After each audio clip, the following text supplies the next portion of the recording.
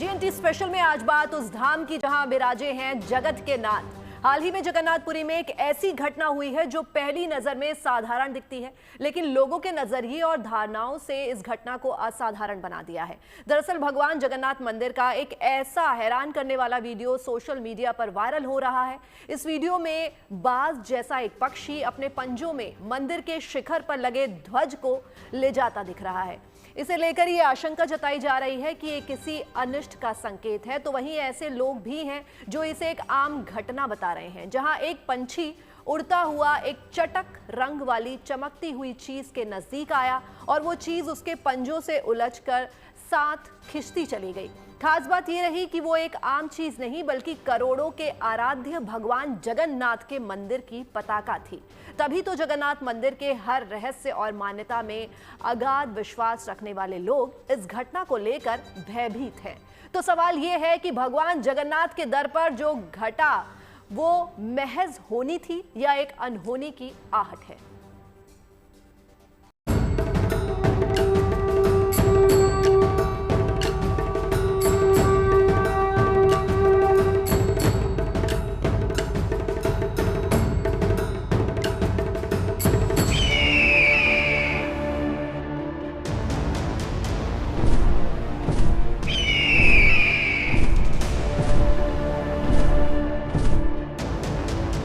क्या नाथ के दर पर हुई है अनहोनी?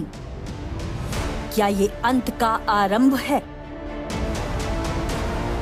क्या ये अनिष्ट की आहट है? क्या ये अशुभ की आशंका है? या फिर ये महज एक संयोग है? क्या सोशल मीडिया पर होनी को अनहोनी का नाम दिया जा रहा है? क्या है जगन्नाथ मंदिर का सबसे बड़ा रहस्य? ये तस्वीरें ओडिशा के पुरी में भगवान जगन्नाथ मंदिर की हैं, जहां एक पक्षी मंदिर के शिखर पर लगे पवित्र ध्वज को अपने पंजों में दबाकर उड़ रहा है। ये अनोखा दृश्य देखकर लोग हैरान हैं। इन तस्वीरों में देखा जा सकता है कि एक पक्षी मंदिर के ध्वज को लेकर भगवान जगन्नाथ मंदिर के शिखर के चारों तरफ घूम रहा है। ये वीडियो सोशल मीडिया पर तेजी से वायरल हो रहा है। कई लोग इसे अशुभ संकेत के तौर पर देख रहे हैं, कई लोग इसे एक चील बता रहे हैं, तो कई लोगों का मानना है कि पवित्र ध्वज को लेकर उड़ा ये पक्षी कोई और नहीं बल्कि बाज यानी गरुड़ है। पौराणिक मान्यताओं में गरुड़ को भगवान विष्णु का वाहन माना गया है, इसलिए उसके ध्वज को लेकर उड़ने की इस घटना को लोग स्वयं भगवान जगन्नाथ की लीला और शुभ अशुभ संकेत से जोड़कर देख रहे हैं। फिलहाल मंदिर प्रशासन की तरफ से इस घटना को लेकर कोई आधिकारिक बयान नहीं दिया गया है। हालांकि मीडिया रिपोर्ट्स में स्थानीय पुजारियों के हवाले से कहा गया है कि ये एक सामान्य प्राकृतिक घटना हो सकती है। हालांकि श्रद्धालुओं की भावनाओं और मंदिर की परंपरा के मद्देनजर ये घटना चारों ओर चर्चा का विषय बन चुकी है। कुछ लोग इस घटना को लेकर अनहोनी की आशंका व्यक्त कर रहे हैं। दरअसल इससे पहले साल 2020 में आकाशीय बिजली गिरने की वजह से मंदिर के ध्वज में आग लग गई थी और इसके ठीक बाद कोरोना महामारी से पूरी दुनिया में तबाही मच गई। कई लोगों ने ध्वज के नष्ट होने की घटना को कोरोना के प्रकोप की वजह बताया था। इसलिए इस बार पक्षी के ध्वज को लेकर उड़ने की घटना को लेकर लोगों के मन में एक बार फिर अशुभ की आशंका ने सिर उठाया है। आप जानते हैं हम बचपन से ही यहाँ अधिवासी है और भगवान श्री जगन्नाथ के मंदिर में नाना पक्षी समाकुलः, इस मंदिर में नानादि विविध प्रकार की पक्षी विराजमान वास करते हैं और सुबह सुबह वो चले जाते हैं। सुख से लेकर पारा से लेकर विविध प्रकार पशु और जो प्राकृतिक नियम है, ऐसे चील सागुड़ा जैसे विविध प्रकार के जो सब पक्षी है वो आकर बैठते हैं। ऐसा नया बात नहीं है। इसमें क्या अशुभ है शुभ है वो भगवान पतितपावन की बाना, इसमें जाते जाते कोई पक्षी विश्राम ले जाते हैं तो इसको अशुभ संकेत कह करके सारा संसार में भक्त लोग के भीतर एक भय की जागरण सृष्टि करना, एक भ्रमात्मक भावना सृष्टि करना, यह ठीक नहीं है। हालांकि ऐसा मानने वालों की भी कमी नहीं, जो इस वाकये को एक आम घटना बता रहे हैं। कुछ स्थानीय लोगों का ये भी कहना है कि चील ने जिस ध्वज को पकड़ रखा है वो जगन्नाथ मंदिर का नहीं है, बल्कि किसी दूसरे मंदिर का हो सकता है। दरअसल इस वाद विवाद के पीछे जगन्नाथ मंदिर के ध्वज से जुड़ी वो तमाम मान्यताएं हैं जिन पर भगवान जगन्नाथ के भक्त सदियों से विश्वास करते आ रहे हैं। जगन्नाथ मंदिर का ध्वज रोजाना बदला जाता है। मान्यता है कि जिस दिन ये ध्वज किसी भी कारण से बदला नहीं जाएगा तो ये स्थान आने वाले 18 सालों तक बंद रहेगा। अगर इस बीच मंदिर के कपाट खोले गए तो प्रलय भी आ सकती है। ये मान्यता लोगों को आश्चर्यचकित करती है। लोग इस रहस्य के बारे में जानने के लिए उत्सुक रहते हैं। मंदिर के शिखर पर रोजाना एक पुजारी 45 मंजिल जितनी ऊंचाई पर चढ़ता है और ये ध्वज बदलता है। एक पुरानी कहानी के अनुसार एक बार एक भक्त ने सपने में देखा कि भगवान जगन्नाथ का झंडा फट गया है। इसके बाद मंदिर के पुजारियों ने भी झंडे को उसी हालत में पाया, इसलिए हर दिन एक नया झंडा फहराने की परंपरा शुरू हुई। ये परंपरा भगवान के प्रति सम्मान और भक्ति को दर्शाती है। माना जाता है कि पुराना झंडा बुरी ऊर्जा को खींच लेता है, इसलिए उसे हटा दिया जाता है। इसी तरह जगन्नाथ मंदिर का ध्वज विज्ञान को चुनौती देता है। ये हवा की विपरीत दिशा में लहराता है, यानी हवा जिस दिशा में होती है ध्वज उसकी विपरीत दिशा में लहराता है। ऐसा क्यों और कैसे होता है, ये अपने आप में एक रहस्य है। जिस पूजनीय ध्वज से भक्तों की सदियों पुरानी मान्यताएं जुड़ी हुई हैं, उसे अगर गरुड़ जैसा पक्षी लेकर उड़ गया तो आस्था भरे मनों में आशंका का जन्म लेना स्वाभाविक है। लेकिन यहाँ इस बात पर ध्यान देने की भी जरूरत है कि अगर एक पक्षी के ध्वज ले उड़ने भर से कालचक्र के घटनाक्रम निर्धारित होते तो दुनिया का स्वरूप कुछ और ही होता। जो होता है वो ऐसा ही होता नहीं, आज नहीं काल नहीं, ऐसा बारंबार बैठते हैं। वो भगवान की मंदिर है, इसमें इसको लेकर के कोई बात को आगे बढ़ाना ठीक नहीं है। और जो मीडिया, सोशल मीडिया ने जो बाहर को ऐसे अपने स्वार्थ को देख करके विभिन्न चमकप्रद बात कहते हैं, इसको भी हम विराम देना चाहते हैं अपने के भीतर लोगों। परंतु जगन्नाथ मंदिर के बारे में ऐसा स्पर्शकातर का विषय दे करके भक्तजन के भीतर भय जागृत करना यह बिल्कुल ठीक नहीं है।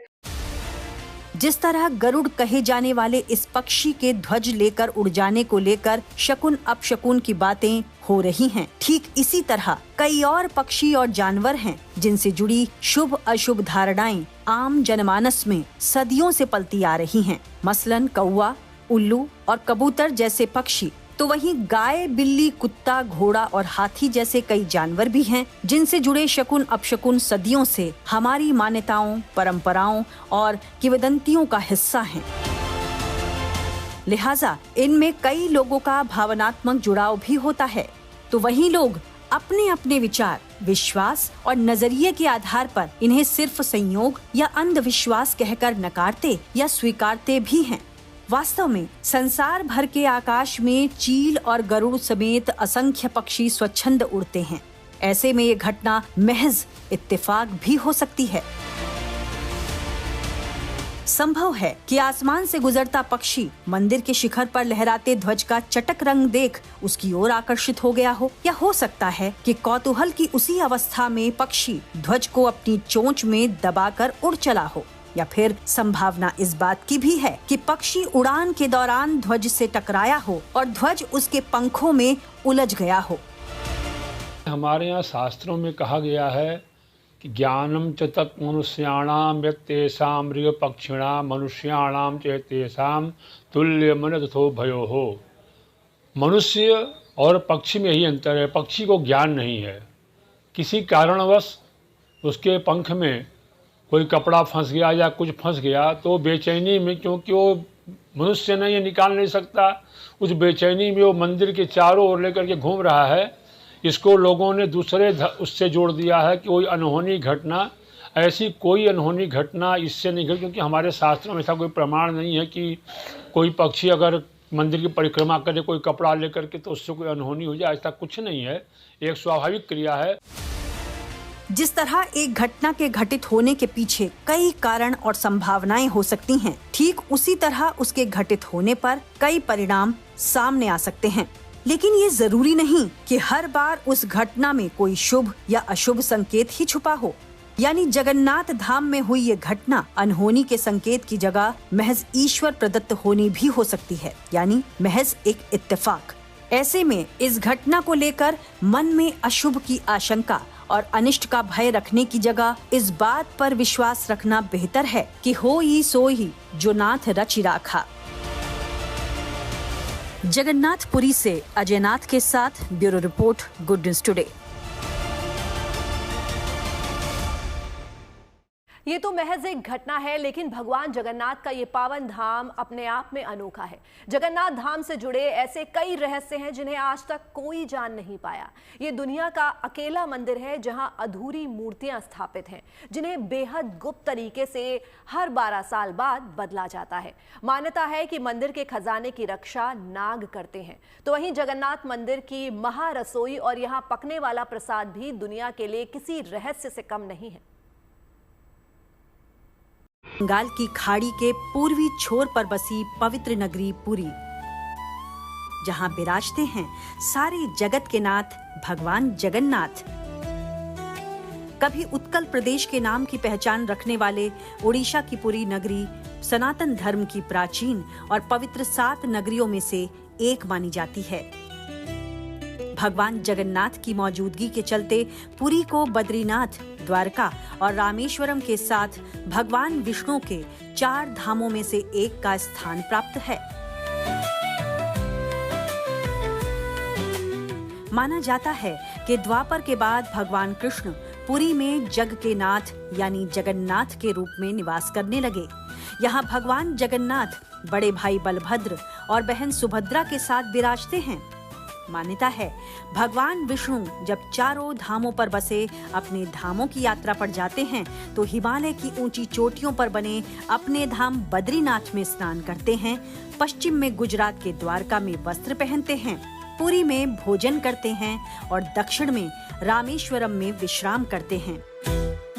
श्री जगन्नाथ की मौजूदगी के चलते पुराणों में पुरी को धरती का वैकुंठ कहा गया है। इसे श्री क्षेत्र, श्री पुरुषोत्तम क्षेत्र, शाक क्षेत्र, नीलांचल, नीलगिरी और श्री जगन्नाथपुरी भी कहते हैं। ब्रह्म और स्कंद पुराण के अनुसार यहाँ भगवान विष्णु पुरुषोत्तम नीलमाधव के रूप में अवतरित हुए और सबर जनजाति के परम पूज्य देवता बन गए। सबर जनजाति के देवता होने के कारण यहाँ भगवान जगन्नाथ का रूप कबीलाई देवताओं की तरह है। हर साल ज्येष्ठ पूर्णिमा से आषाढ़ पूर्णिमा तक सबर जाति के दैतापति ही जगन्नाथ जी की सारी रीतियां करते हैं। पहले सबर कबीले के लोग अपने देवताओं की मूर्तियों को काष्ठ यानी लकड़ी से बनाते थे। यही वजह है कि जगन्नाथ मंदिर के गर्भगृह में भगवान जगन्नाथ, उनके भाई बलराम और बहन सुभद्रा की मूर्तियां लकड़ी की बनी हैं। यहाँ पूजा के विधि विधान भी खास हैं। भगवान को नहलाना हो, वस्त्र पहनाना हो, सब्जी काटनी हो, पानी लाना हो, सामान समेटना हो या भोग लगाना हो, हर काम के लिए एक एक व्यक्ति है। सुबह भगवान उठने के बाद दंत मंजन करते हैं, उन्हें लकड़ी और कपूर दिया जाता है। फिर वो बिंब स्नान करते हैं, यानी 7 हाथ की दूरी से शीशे में अपना बिंब देखते हैं।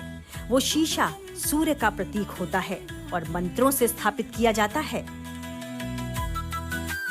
मंगला आरती होता है जब दरवाजा खुलता है। मंगला आरती के बाद अवकाश नीति होता है जब वो नहाते हैं। अवकाश के बाद गोपाल वल्लभ होता है। गोपाल वल्लभ नाश्ता करते हैं। उसके बाद सकाल धूप होता है जो लंच होता है। उसके बाद पहला भोग मंडप होता है। भोग मंडप में जो भोग होता है सब लोगों के लिए होता है जो महाप्रसाद खाते हैं। फिर दोबारा सेकंड धूप होता है। फिर दोपहर का धूप होता है। फिर भोग मंडप होता है। फिर संध्या धूप होता है। उससे पहले संध्या आरती होता है और ध्वजा भी लगता है रोज़ शाम को 5 साढ़े 5 बजे। उसके बाद रात को संध्या धूप होता है और लास्ट भोग मंडप होता है। इसके बाद बड़ा सिंगार भेष होता है और फिर शयन को जाते हैं। स्नान के बाद भगवान का श्रृंगार होता है, भोग लगता है, साल धूप पूजा होती है। इसके बाद दोबारा श्रृंगार किया जाता है। यही प्रक्रिया दोपहर और शाम में भी दोहराई जाती है। शाम में भोग लगने के बाद भगवान सोने के लिए जाते हैं। इसके लिए पलंग लगाया जाता है, गद्दा डाला जाता है, उनके लिए पान, पानी और नारियल रखा जाता है। और इस पूरे काम के लिए 119 लोग लगते हैं। जगन्नाथ मंदिर में भगवान की काष्ठ मूर्ति से जुड़ी एक और कहानी का संदर्भ भी पौराणिक ग्रंथों में मिलता है।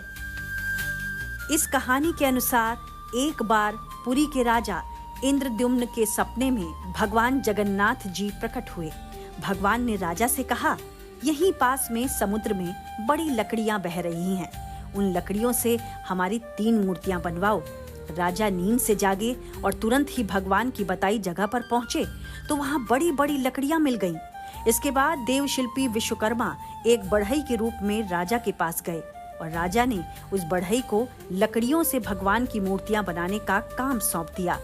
लेकिन काम शुरू करने से पहले बढ़ई ने एक शर्त रख दी कि जब तक मूर्तियां पूरी नहीं बन जाती हैं, तब तक कोई भी मेरे कमरे में नहीं आएगा।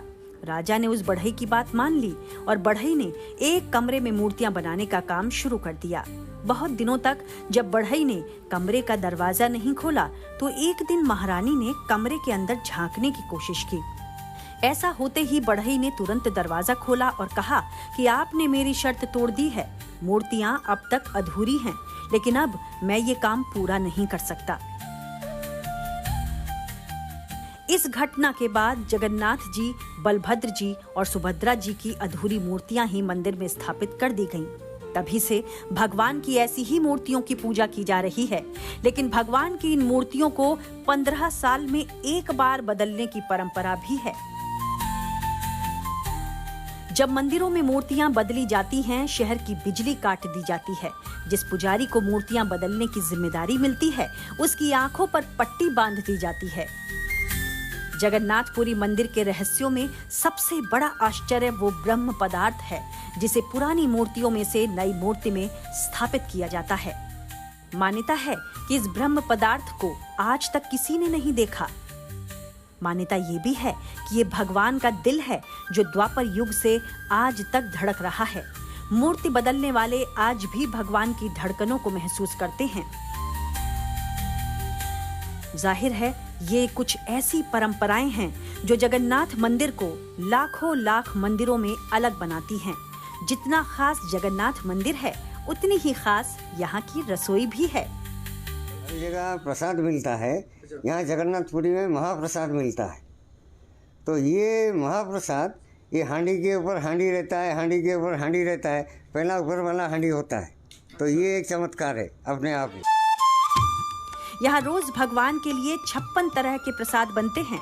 इसमें नारियल के लड्डू, मावे के लड्डू, दही चावल, अलग अलग तरह के पेठा, मालपुआ, दाल भात, कई प्रकार की सब्जियां, खीर, खिचड़ी जैसी चीजें शामिल होती हैं।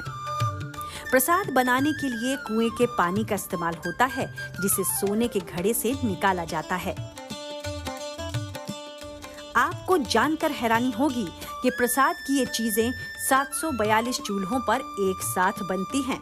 इसके लिए एक के ऊपर एक 8 हांडियां चढ़ाई जाती हैं। सबसे पहले ऊपर वाली हांडी का खाना पकता है, उसे उतारा जाता है, फिर नीचे वाली हांडी का खाना पकता है और इस तरह 8 हांडियों से खाना उतारा जाता है। यही प्रक्रिया सभी 742 चूल्हों के लिए अपनाई जाती है। प्रसाद बनाने के लिए करीब 1500 लोग लगते हैं। प्रसाद है, ये विश्व प्रसिद्ध है। ये वर्ल्ड का सबसे बड़ा रेस्टोरेंट है। यहाँ जितने भी लोग आएंगे वो खा के ही जाएंगे, बिना खाली पेट कोई नहीं जाता है। ये यहाँ का महिमा ऐसा है। और यहाँ ब्राह्मण और चंडाल एक संग बैठ के खाना महाप्रसाद सेवन करते हैं। भगवान जगन्नाथ के वर्तमान मंदिर का स्वरूप 7वीं शताब्दी का बताया गया है। सदियों से इस दिव्य मंदिर का अपना एक कठिन अनुशासन रहा है, परंपराएं हैं और उससे बढ़कर ऐसे तमाम रहस्य हैं जो दुनिया के लिए सदा से कौतूहल का विषय रहे हैं। लेकिन दुनिया भर के भक्त पूरी आस्था के साथ मंदिर से जुड़ी परंपराओं और रहस्यों का सम्मान करते हैं। Bureau report, good news today. सिर्फ जगन्नाथ मंदिर से जुड़ी आशंकाएं ही नहीं, इससे पहले कई ऐसे मंदिर हैं जिनसे जुड़ी घटनाओं ने किसी न किसी धारणा या मान्यता को अहम बना दिया। जैसे साल 2013 में आई केदारनाथ आपदा उत्तराखंड की धारी देवी मंदिर से जुड़ी थी। धारी देवी को 4 धामों की रक्षक माना जाता है। दरअसल अलकनंदा नदी पर जल विद्युत परियोजना के लिए मंदिर डूबने वाला था, इसीलिए मूर्तियों को हटाया गया था। मूर्ति हटाने के कुछ ही घंटों बाद केदारनाथ में भयंकर आपदा आ गई। इस आपदा को श्रद्धालुओं ने मां धारी देवी का क्रोध माना। वहीं हिमाचल प्रदेश के कांगड़ा जिले में स्थित ब्रिजेश्वरी मंदिर, जो 51 शक्तिपीठों में से एक है, भूकंप जैसी तबाही के बावजूद आज भी सुरक्षित है। मान्यता है कि माता रानी की शक्ति के चलते ये मंदिर किसी तरह की तबाही से बचा रहा।